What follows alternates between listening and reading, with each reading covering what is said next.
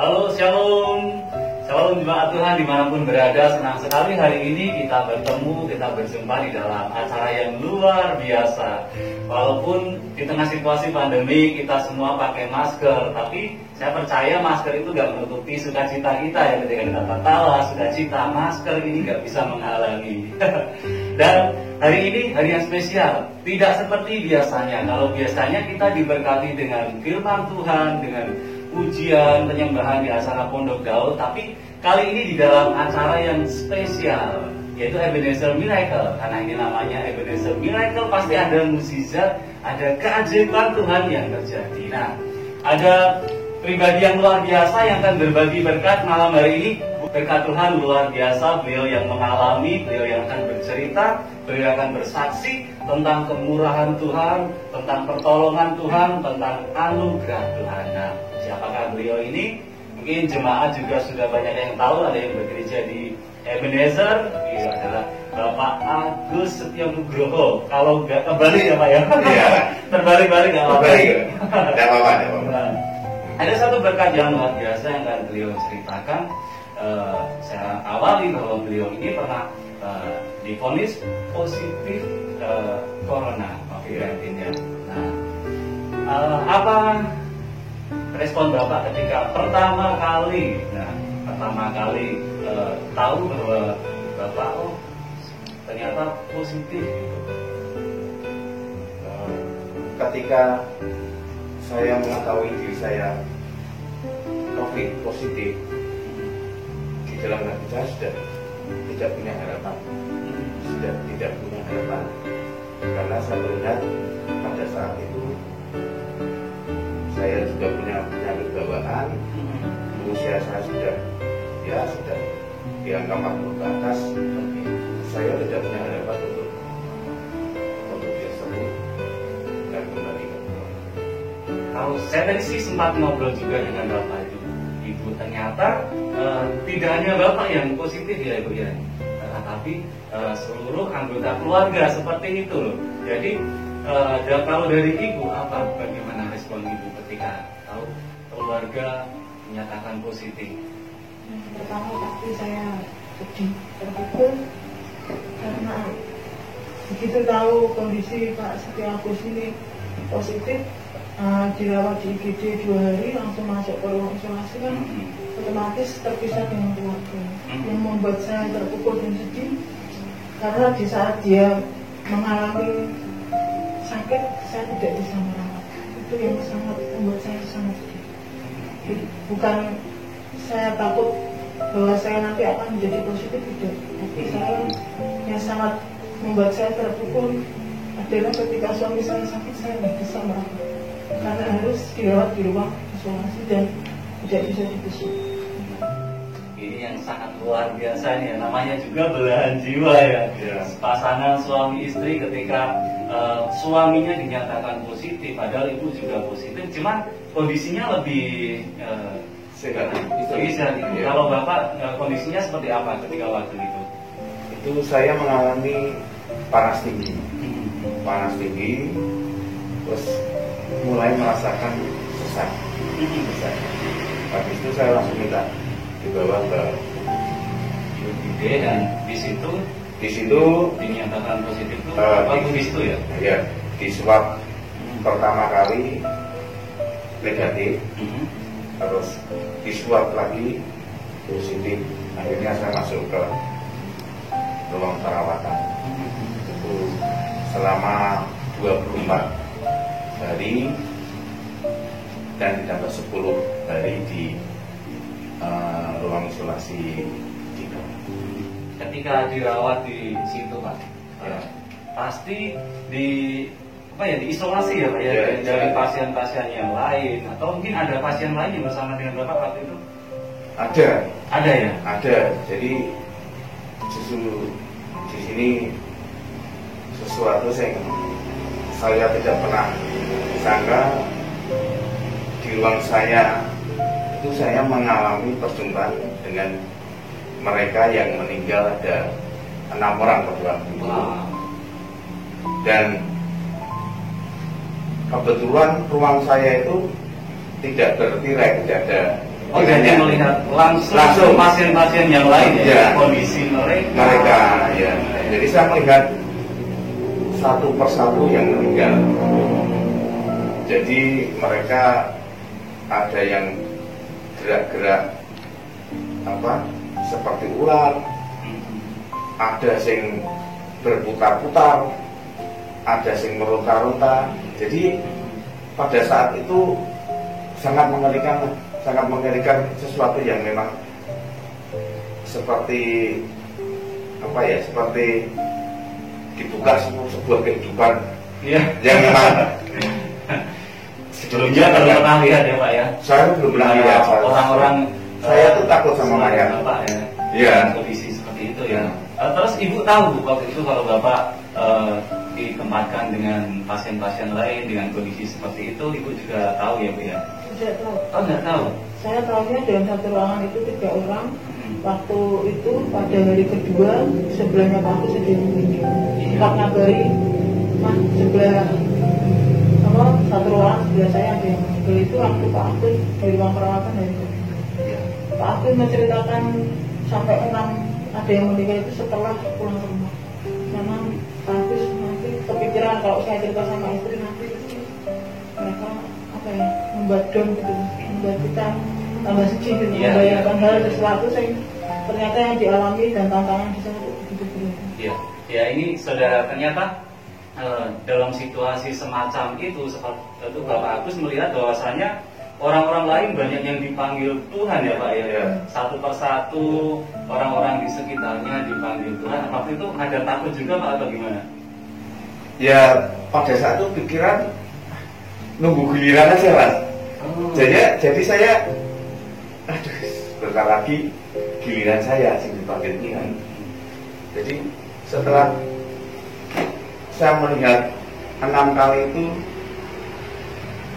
puji Tuhan, saya di hari keberapa, mulai hari ke-20 di atas hari ke-15 itu, harapan yang sempat hilang itu terganggu itu Mas. Jadi yang sudah tidak punya pegangan, tidak punya harapan, saya sempat lihat HP itu kan kadang Pak Paulus sering kasih share itu ya. Firman. Pas itu saya bisa menangis, saya sempat tidak bisa menangis Mas. Jadi saya melihat TV, melihat anak itu tidak bisa menangis. Tapi ketika firman Tuhan, ketika ujian percaya loh, tidak benar. Pada bulan apa itu pasti ya. Itu Mas, saya sakit dulu, saya ingat persis. Itu saya merasakan Mas. Saya menangis Mas. Saya menangis terus. Saya telinga saya itu terdengar dua-dua. Saya bersyukur, saya berterima kasih Pak Gembala yang sampai berpuasa buat saya, buat jemaat, buat konser, buat teman-teman. Ini bunyi-bunyi bunyi doa itu terngiang terus. Dan di malam itu saya merasakan lapar. Saya merasakan lapar, terus saya cari makanan. Saya makan dalam pintu yang ada di rumah sakit. Walaupun sebelah saya itu posisi meninggal. Posisi meninggal dan belum diambil. Jadi saya sempat makan. Makan tapi sebelah saya itu mayat. Orang meninggal ya? Orang meninggal. Bisa makan itu Pak? Bisa makan ya. Ya, itu makan itu saya mulai tubuh saya berubah. Artinya itu situasi yang menurut saya sangat ekstrim ya saudara. Ternyata di tengah situasi semacam itu masih ada satu hal yang menguatkan, yaitu tadi firman Tuhan. Ya, terus ketika melihat ibadah ya Pak ya, ikut ibadah lewat streaming dengan seperti itu dikuatkan, dipulihkan. Nah, dari Ibu nih, ketika Bapak di sana itu kan isolasi mandiri di rumah itu ya. Bagaimana Ibu cara menguatkan Bapak atau menghiburkan Bapak waktu itu? Apakah komunikasi atau caranya gimana supaya Bapak itu kita tahu lah kondisi Pak Agus. Tadi saya review sebentar, tadi sempat kita ngobrol, bahkan Bapak itu katanya sudah sempat kayak linglung gitu ya Bu ya. Bahkan sudah Depresi. mungkin sudah depresi, sudah pasrah, sudah ngasih apa namanya nomor PIN ini, PIN Iya. itu sudah. Uangnya tak kasihkan semua Mas. Jadi uang semua saya punya tabungan di mana sudah tak serahkan istri semua. Artinya sudah berpikir Selesai. akan kembali kepada Ya. Tuhan ya. Ya, saya kepada selesai. Bapa. Padahal tugasnya masih banyak Ya. Pak. Nah, gimana cara Ibu tadi untuk menguatkan Bapak, menghiburkan di tengah situasi seperti Oh, kondisi? sedih itu pasti, tapi saya dan anak-anak berusaha tidak untuk mengeluh. Saya katakan sama anak bahwa yang terjadi ini bukan kebetulan. Anak saya selalu bilang juga di sana ada Yesus, Mama. Karena kan kita nggak bisa berbuat apa-apa. Mama tenang aja di sana, apa? Biar belajar mengalami Tuhan, benar-benar bersama Tuhan di sana. Biar ada komunikasi gitu antara suami saya dengan Tuhan. Karena kan benar-benar kita nggak bisa berbuat apa-apa. Kita isolasi mandiri di rumah 14 hari kan nggak bisa. Tiap hari hanya VC sama WA. Ya kan? Saya pasti ngasih semangat, Papa pasti bisa, Papa pasti bisa. Tapi kadang kan tiap hari mah aku kok ini nggak bisa apa. Sempat udah pamitan, nggak bicara, gitu kan anak, yang dijaga. Pokoknya semua tabungan, ATM aku udah diserahkan sama saya. Bahkan kini aku seakan-akan memang apa yang nggak ada, aku lebih ketemu lagi. Iya. Tapi bersyukurnya anak-anak tuh apa ya, saling mensupport, Iya. saling menenangkan. Memang hal yang tidak, kalau kita mengalami seperti ini benar-benar kita nggak bisa mendalami siapa-siapa kecuali Tuhan. Tuhan aja yang diangkat. Jadi apa yang menjadi keluhan suami saya tiap hari, saya tahu. Saya punya teman di kontrol kesehatannya tiap hari, itu yang kita doakan. Apa yang menjadi keluhan suami saya lewat PC itu yang menjadi pokok doa kita setiap hari. Waktu video call kan kelihatan Iya. kondisinya Iya, Bapak ya. iya, tahu. Apa yang Ibu lihat waktu itu? Apakah kondisinya Bapak nampaknya sudah mulai segar atau justru malah Paling parah, ya mungkin hari kelima menuju ke 7 itu depresi, stres ya? sempat teriak-teriak dan ruangan. Itu benar-benar membuat kita hancur hati. Tapi anak saya bilang nggak apa-apa mah, suka-sukanya Tuhan. Tuhan itu pasti mengawal kita. Jawabannya. Jadi kita saling menguatkan. Kita tidak bisa apa-apa selain berserah berdoa sama Tuhan. Kita support tiap hari, kita doa pagi, doa malam. Itu benar-benar kita bangun doa bersama dikuatkan. Ada keyakinan yang besar lah. Nggak mungkin lah Tuhan biarkan kita seperti ini. Jadi kita mikir tetap positif. Jadi tak katakan terus sama papanya, walau nah aku udah tidak bisa gini, tidak bisa, kakak pasti bisa, kakak pasti bisa. Iya. Karena kalau kita mencoba kita pakai ada, nggak pakai kan udah pakai Sikit. masker oksigen itu Oh, udah. Saya pakai alat itu juga. sudah pakai alat bantu pernapasan Sudah, ya? sudah pakai. Beberapa hari nggak bisa tidur, depresi, Pakai. gelisah, terus apa demam tinggi, yang paling parah sesak napas. Nah, ini Karena begitu gerak sedikit langsung sesak napas.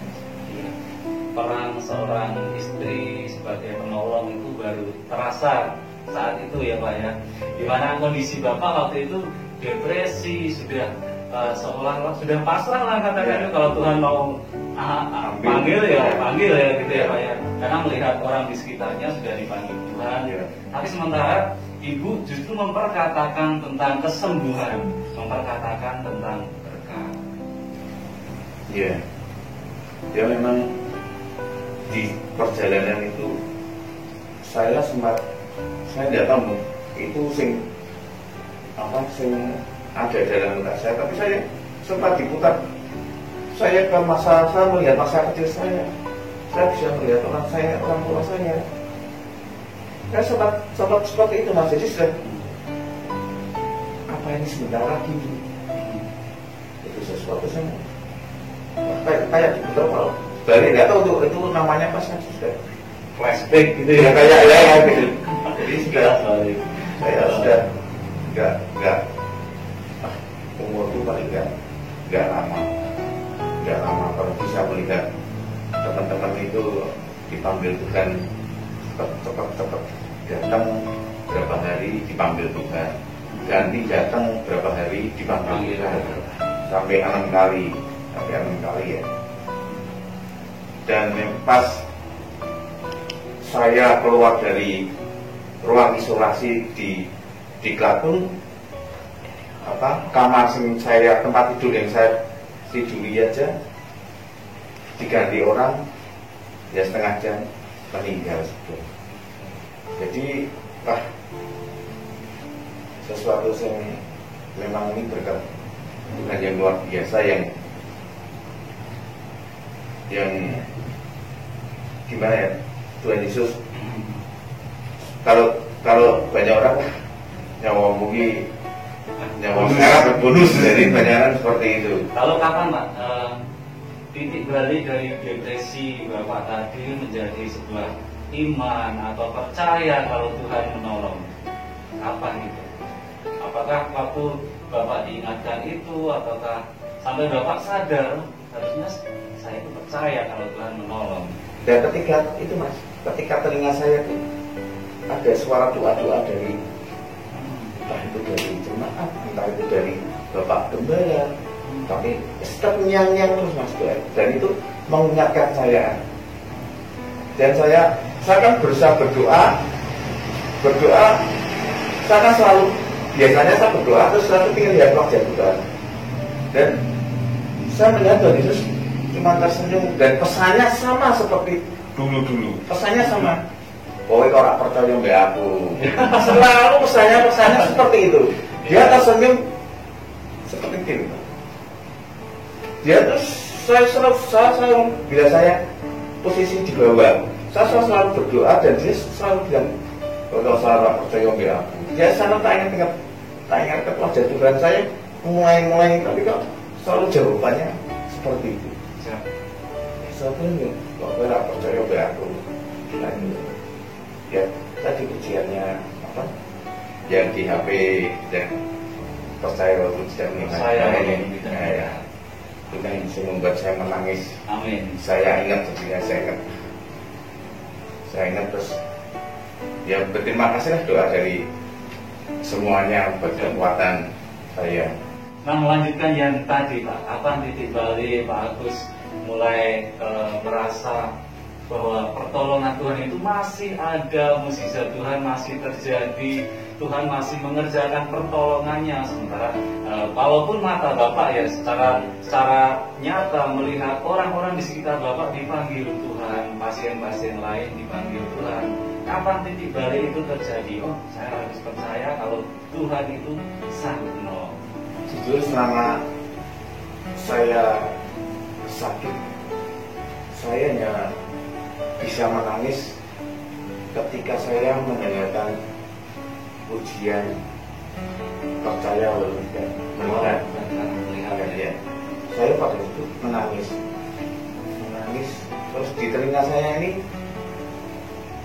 banyak sekali berdoa buat saya.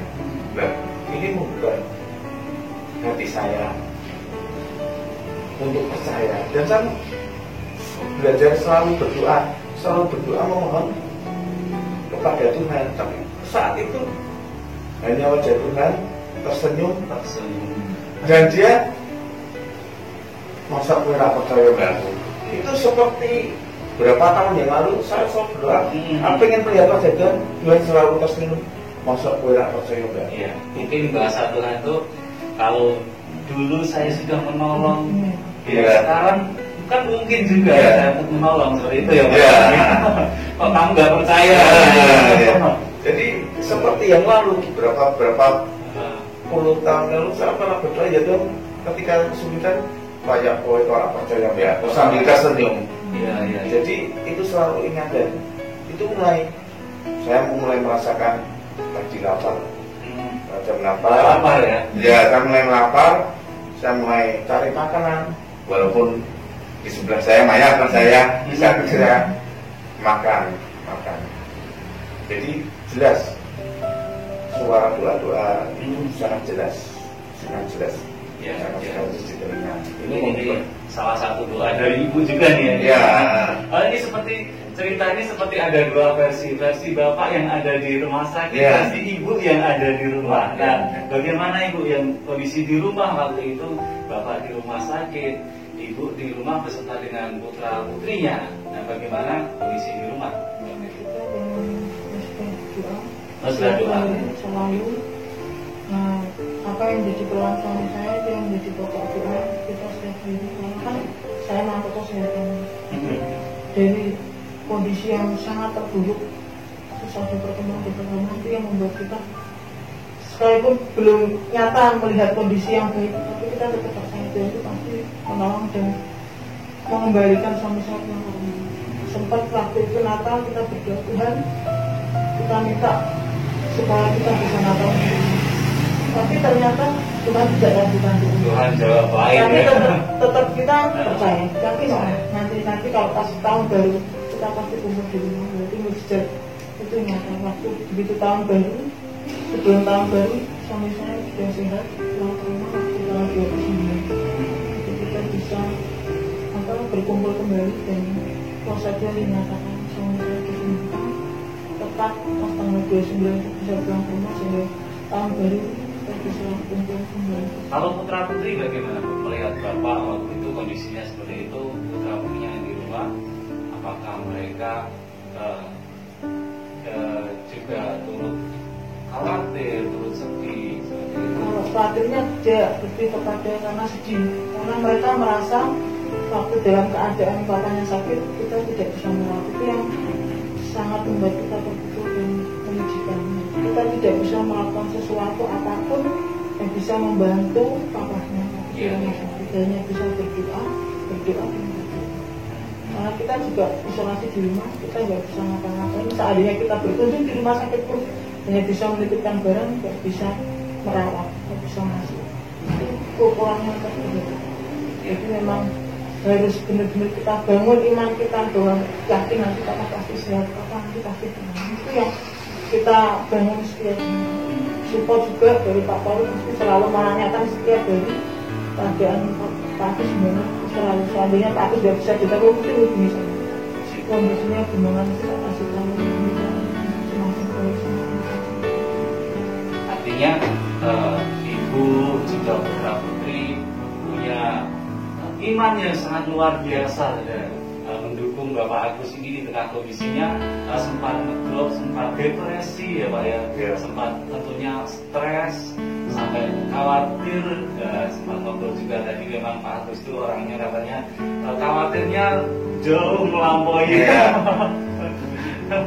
Jadi ketika dalam kondisi seperti itu sudah khawatir, pikirannya sudah lebih jauh dari kenyataannya ya. Kenyataannya artinya kekhawatirannya sudah sangat tinggi, tapi keluarga justru mensupport, keluarga justru memperkatakan perkataan yang menguatkan, menghibur, perkataan iman akan kedewasaan dari putra putrinya tadi ya. Yang paling disedihkan adalah ketika di tengah situasi kondisi seperti itu justru tidak bisa merawat gitu ya, merawat bapak yang sedang sakit. Nah, berikutnya nih apa yang bisa bapak ambil ketika dari sakit sekarang Tuhan menolong? Sebenarnya maunya Tuhan itu apa sih ya? Apakah bapak menangkap kehendak Tuhan, menangkap rencana Tuhan, menangkap maunya Tuhan seperti apa? Ya pertama kita harus lebih percaya lagi, terus itu kekhawatiran itu harus kita hilangkan. Kalau kita percaya, kekhawatiran kita hilang, karena kalau setiap beraktivitas kita kan selalu berdoa, kita serahkan sama Tuhan. Itu harus memang kita serahkan sama Tuhan. Apa yang terjadi kita serahkan sama Tuhan. Dan yang ketiga, ya ingatnya kan harus lebih giat lagi dalam melayani Tuhan. Ya saya kan berusaha singkati masyarakat melayani Tuhan lebih lagi, lebih maksimal lagi. Kalau dari Ibu gimana Bu? Apa yang Ibu tangkap dari Apakah mungkin juga ada perubahan nih dari Bapak ini setelah melewati semuanya ini, adakah perubahan yang Ibu lihat dari Bapak? Perubahan ya sekali, lebih tenang, lebih menghadapi sesuatunya tidak terlalu khawatir. Jadi saya senang ada perubahan, jadi melakukan sesuatu yang tidak terburu-buru lah dalam mengambil keputusan atau mencemaskan sesuatu yang kadang sebetulnya tidak terjadi. Tidak perlu dicemaskan ya. Terus ada masuk Tuhan yang luar biasa. Nah, setelah ini saya sangat-sangat bersyukur bahwa ini kalau bukan dia kita nggak bisa. Iya, betul. Kita melihat yang dokter pun yang mengerti tentang kesehatan pun yang dipanggilnya juga ada. Mereka tahu banget gimana jaga imun, gimana kebersihan. Wah, akhirnya kan ada yang meninggal. Jadi kalau sampai saat ini suami saya masih diberi kehidupan sama saya, saya dulu anugerah menjadi kebenaran. Dan kami bersyukur dengan hadirnya hal seperti ini, saya belajar untuk melayani Tuhan ini. Amin. Mulai menjadi gembala anak di Lampung, membantu pelayanan. Oke. Yang terakhir nih Pak, apa pesan dari Pak Agus ini buat jemaat yang lain atau orang-orang yang lain saat ini menyaksikan video ini ketika mereka mengalami situasi seperti Bapak Agus ini, ketika mereka harus diponis sakit, ketika mereka harus menghadapi kekhawatiran, apa yang mau Bapak Agus sampaikan ke mereka? Ya, saya sampaikan yang pertama cara umum aja bahwa COVID itu ada. Oke, betul. COVID itu mengerikan, dan COVID itu bisa meninggalkan nyawa. Nah, secara pertama itu yang umum.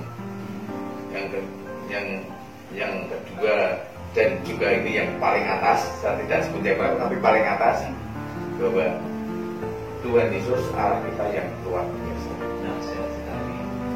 Mari saudara-saudara semua untuk lebih dekat dan percaya. Ini mas, lebih dekat dan percaya dan selalu mencari. Amin. Kalau dari Ibu sebagai orang yang mensupport Bapak, apa pesan dari Ibu kepada mereka yang saya melihat video ini, ketika keluarga atau salah satu keluarga dalam situasi seperti ini harus dalam situasi positif karantina, bagaimana Ibu mau menyampaikan itu sebagai seorang istri yang di rumah? Bukan hal yang mudah untuk kita bisa melakukannya, karena lebih kepada secara psikologis ya. Kalau masalah fisik mungkin kita masih bisa menjaga, tetapi untuk kita membangun rasa percaya diri kita, untuk kita percaya sama Tuhan, itu memang sulit. Tapi memang kita harus dibangun, kita harus banyak doa, terus kita baca firman, itu benar-benar menguatkan untuk kita. Jadi saat kita mengalami hal yang seperti dialami oleh suami saya sakit, kita benar-benar positif thinking dulu. Jangan, saya itu sudah gini kok terjadi seperti itu. Kita ucapkan syukur, walaupun itu memang bukan hal yang mudah. Iya, di tengah situasi bersyukur, bersyukur susah. Dan itu membangun rasa percaya itu pasti Tuhan menolong. Jadi nggak usah panik, tetap membangun itu. Oh, tapi nanti sebentar nanti pasti bagus. Saya harus benar-benar dibangun. Jadi kalau kita panik, nanti kita pasti dan seakan-akan nggak ada gairah, nggak ada semangat untuk kita membangun iman itu, akan membuat kita ini tambah kuat. Jadi memang benar-benar kita harus berserah sama Tuhan, keluarga itu bersatu, memang harus bersatu. Bangun mesbah doa, Ya. satu di dalam doa, support, ya, support. itu penting banget. Oke, baik.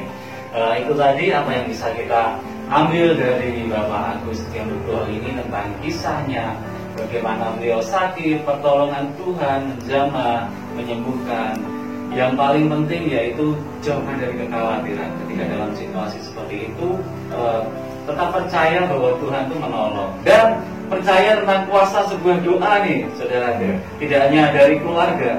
Tadi sempat terngiang-ngiang, kita nggak tahu itu doa siapa, tapi saya percaya itu doa orang-orang yang percaya yang saat itu mendoakan Bapak Agus untuk sembuh, dan itu memberi kekuatan kepada Bapak Agus. Dan juga support dari keluarga semuanya itu sangat penting. Membangun mesbah doa, mensupport dengan doa, dan yang paling penting seperti Ibu tadi, perkatakan perkataan iman, perkataan yang positif, perkataan yang membangun. Itu punya kuasa yang dahsyat memulihkan Bapak Agus.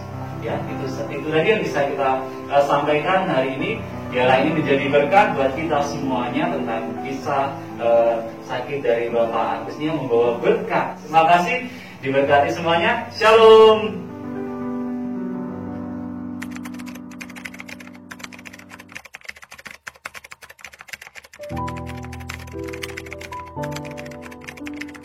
Thank you.